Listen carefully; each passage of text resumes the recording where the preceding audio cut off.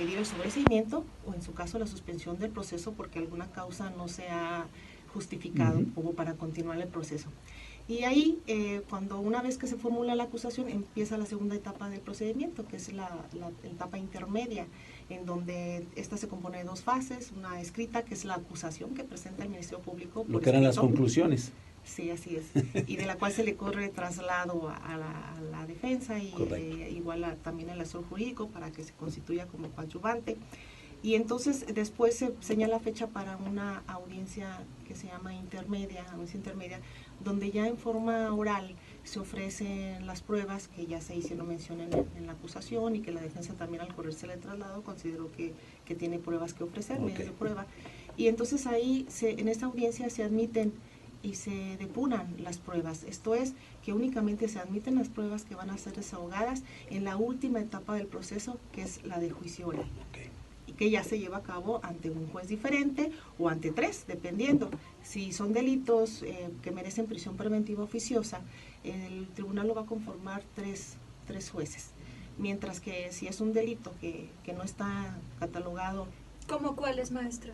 De los graves, pues sí, tenemos el homicidio, la violación, el abuso sexual, secuestro, todos los que son y que sabemos que son de alguna manera pues muy graves. De alto impacto, ¿no? De alto impacto. Son los que tienen que tener a los tres jueces. Así es. Y ya los demás, la audiencia intermedia y la de juicio oral. En esa audiencia inicial también se ven ciertas etapas, dependiendo si hay detenido. Se ve la primera etapa, que es el control de detención. Si el juez considera que la detención es ilegal, pues se deja en libertad reservada. Si considera que es legal, se continúa con la siguiente etapa, que es la de formulación de imputación, en la cual el agente del Ministerio Público le hace saber al inculpado cuáles son los hechos por los cuales lo está investigando. Esto para efecto de que se defienda, ¿verdad? Conozca cuál es su investigación. Y luego entonces, si una vez que se formula la acusación, se le da la oportunidad al inculpado, ya en ese momento llamado imputado, porque ya el Ministerio Público lo imputó, se le da la oportunidad de declarar. Puede hacerlo o no, es un derecho constitucional, puede declarar o no hacerlo. Una vez que decide si declara o no, pasamos a la tercera etapa de esa audiencia inicial, que es la solicitud de vinculación a proceso. En esta etapa, el agente del Ministerio Público le expone al juez cuáles son los datos de prueba que tiene para acreditar un hecho que la ley señala como delito y la probabilidad de que el inculpado lo cometió. Luego entonces se abre, enseguida de esa solicitud del Ministerio Público, se le indica al imputado el derecho que tiene de ampliar el término para efecto de que también ofrezca datos de prueba o medios de prueba. Y aquí hay otra cuestión también importante, son datos de prueba. Ahora, es muy benévolo, como usted lo dijo hace un momento, es muy benévolo, pero también es muy estricto en la cuestión de que nos da una oportunidad, pero hay instrumentos para evitar que se haga esas entradas y salidas sin ton ni son, ¿verdad? Entonces, sí es muy benévolo, da una oportunidad, pero tiene instrumentos para evitar precisamente eso. ¿Qué es lo que pasa? ¿Por qué entran y salen los mismos que detienen y demás? Pues porque se desconoce tal vez el procedimiento y los operadores no saben qué solicitarle al juez, o no saben interpretar o solicitar algo que ya está instrumentado en la ley. Perfecto. Y eso es lo que provoca esas cosas. Bueno, muy bien. Punto aparte. Nos quedan 2 o 3 ya. 2 ya. Otra de las medidas pues es el resguardo en el propio domicilio, esto con las modalidades de que el juez disponga. Obviamente pues si yo impongo una medida de resguardo en el propio domicilio, no voy a coartar el derecho a la salud, el trabajo, derecho al trabajo. Pero sí que vaya a dormir. Pues, bueno, lo que diga el juez es lo que se va sí. a estipular, ¿no? O sea, todo, yo reitero, dependerá de las circunstancias personales del imputado. Sí, es correcto. Sí, puede ser, ahí vas a estar, ahí te puedo localizar, vas a trabajar, pero no vas a ir a fiestas. Bueno, lo que diga el juez. Así es. Pero, pues bueno, esto ya determina. Y por último, pues es la prisión preventiva. Seguimos en Legalmente Hablando con la maestra Marta Temores. Maestra, por favor, continuemos, porque nos queda solamente un bloque, entonces todavía hay mucha información que queremos escuchar. Nos por faltan favor. todavía algunas medidas cautelares y vamos a tratar de que nos las diga todo y obviamente pues escuchar estos tips tan valiosos que nos está dando la maestra Marta Temores. Bueno, porque si no, Adelante. vamos a A hacer tener- otro programa. sí, Vamos a es tener que hacer correcto. otro programa con ella. Con mucho gusto. Bueno, continuamos entonces. La medida cautelar siguiente, que es la fracción número cuarta, es la inmovilización de cuentas y demás valores que se encuentran dentro del sistema financiero. Aquí yo considero que si tal vez el imputado, también dependiendo del delito que se haya cometido, yo considero a lo mejor tal vez un fraude o cualquier otro en el que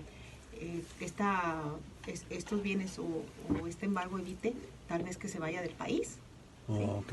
Pero todo eso, licenciado Valeriano, el Ministerio Público lo tiene que corroborar, tiene que recabar entrevistas y tiene que recabar documentales Hacer y demás. una investigación Claro, bien. claro, vamos. Ok. no nada más de voz, ¿no? Sino que debe de justificar la imposición de esa medida. La siguiente es la prohibición de salir sin autorización del país, de la localidad, del lugar donde reside, puede ser del municipio. Sí, lo que de se la haya colonia, establecido, sí, ¿verdad? Así es. Puede ser hasta que no salgas de tu casa. Establecer un límite. Así de simple, ok. Sí, ese puede ser un límite. Y también, pues, esta sería para asegurar la presencia del imputado del procedimiento, ¿verdad? Porque esto de ninguna manera garantizaría la seguridad de la víctima. Claro. Hay otras medidas que son específicas para la medida.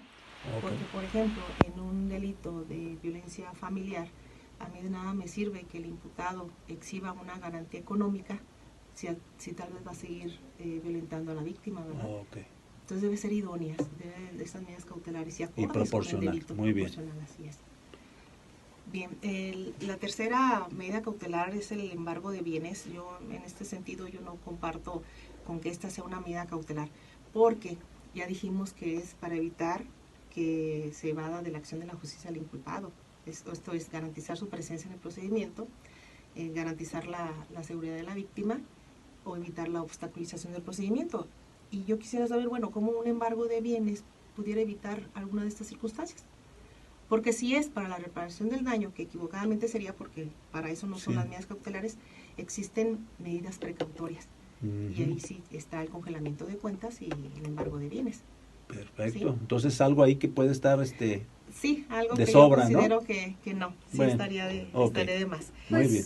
vamos ahorita, ya llevamos 3, entonces nos faltan unas cuantas más para continuar, pero nos tenemos que ir a una pausa comercial, así que continuamos, este ya es nuestro último bloque.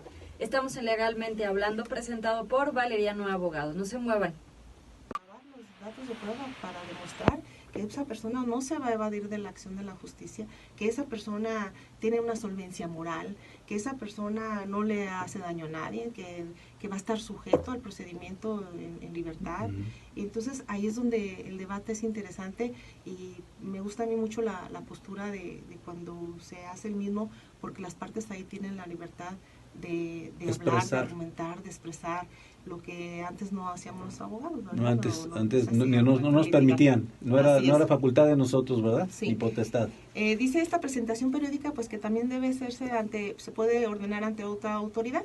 La ley no nos especifica exactamente a qué otra autoridad, sin embargo sí ha habido casos en que le indican al imputado pues que se presente a firmar en otro juzgado, tal vez del tradicional. ¿Qué habría que hacer? Pues pedir la colaboración al juez Ok. para que le tome las firmas tal día de la semana. Por ejemplo, ¿verdad? pudiera ser el caso de alguien que sufrió un accidente, por ejemplo, de vehículos de motor en otro estado, En otro y estado, pero sí. vive, obviamente, por ejemplo, que fue en Colima y vive en Jalisco, Ujú. entonces habrá esa colaboración para que alguien acuda a firmar aquí en un juzgado de Jalisco. Sí, yo ahí ¿Sería así? considero que la autoridad en este caso, la que sería la competente para hacer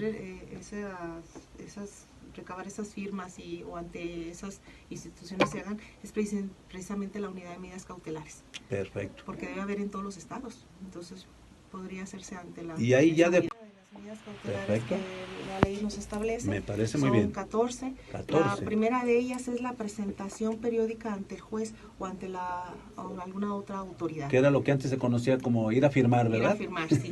Muy Sí, bien. nada más que también aquí hay que establecer una diferencia. La libertad bajo caución dejó de existir.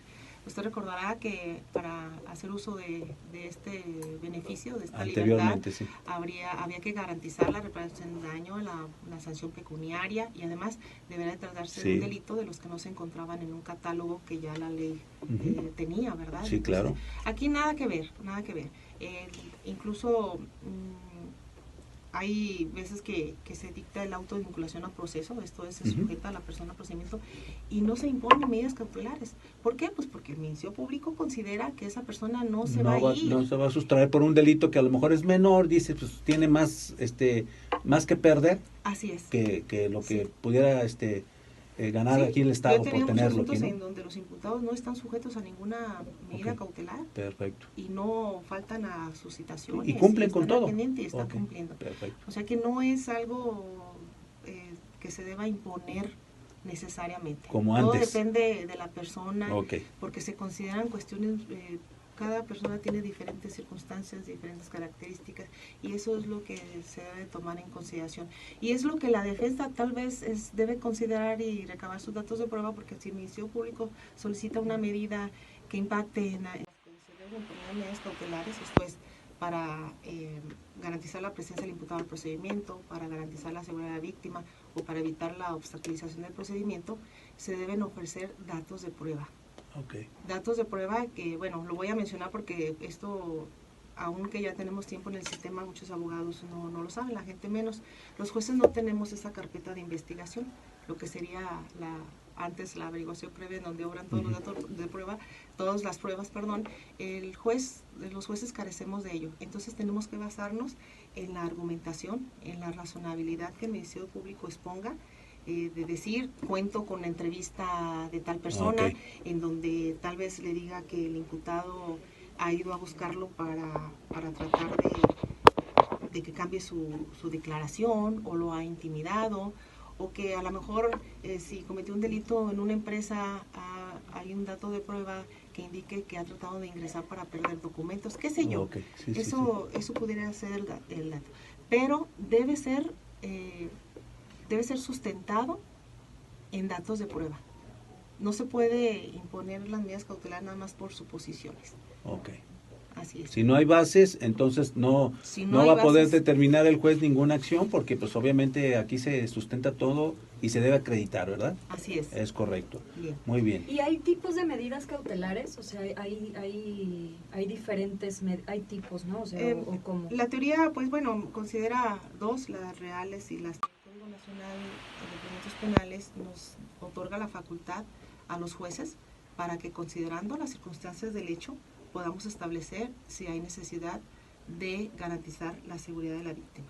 Como presupuesto procesal, las medidas cautelares pues son solicitadas por el Ministerio Público o por la víctima.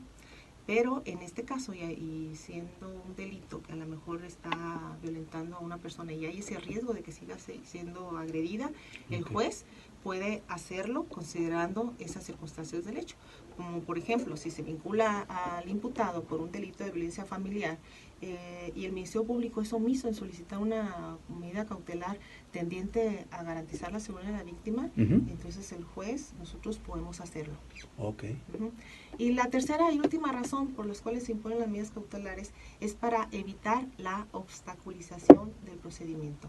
Esto es, que se considere que el imputado va a ir a destruir datos de prueba o va a ir a intimidar a los testigos, y todo eso represente pues un peligro. ¿Cómo ahí qué sanción se le impone al imputado si va a intimidar a los testigos? Porque yo creo que esto pues debe ser muy común, ¿no? O sea que porque yo creo que no, aquí no. Debe ser muy común porque pues oye, me está señalando, pues voy y le digo que si me vuelves a señalar, así te va. Así te va.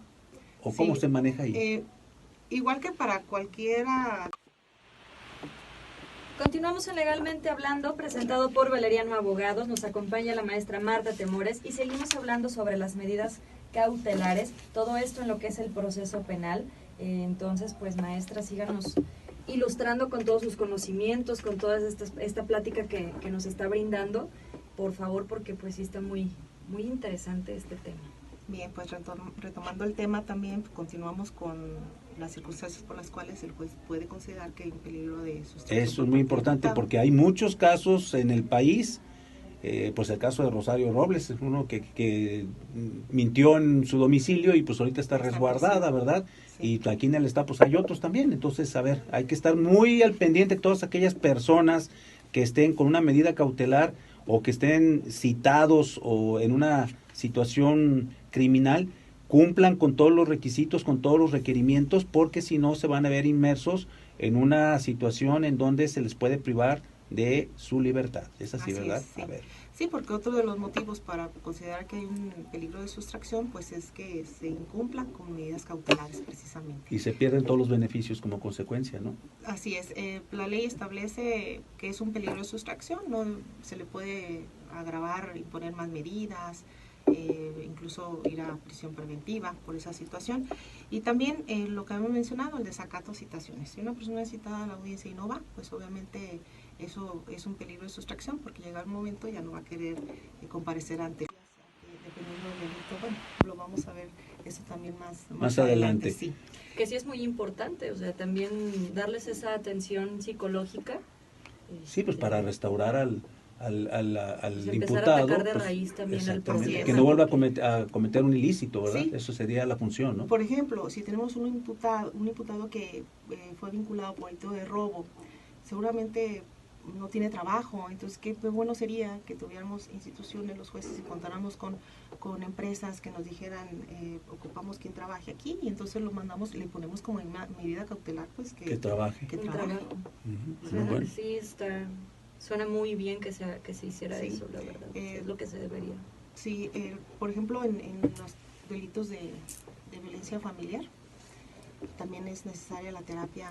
Claro, es muy importante. Para y sobre control todo de ira, para el daño que se le ha causado, el daño que posiblemente trae el mismo imputado. Y las restricciones también, ¿no? Esas son medidas de protección. De protección nada más, pero bueno. Sí, a la postre también es una medida cautelar, se vuelve una medida cautelar, pero como son urgentes, pues las puede imponer el Ministerio Público desde la etapa de investigación. Pero bueno, no, pues sí, no hay es muy presupuesto, importante, ¿no? Y más cuando hay niños de por medio, para que no se repitan estas conductas. Pero bueno, ahorita lo vamos a platicar en nuestro siguiente bloque. Vamos a una pausa comercial. Estamos en Legalmente Hablando, presentado por Valeriano Abogados. Continuamos.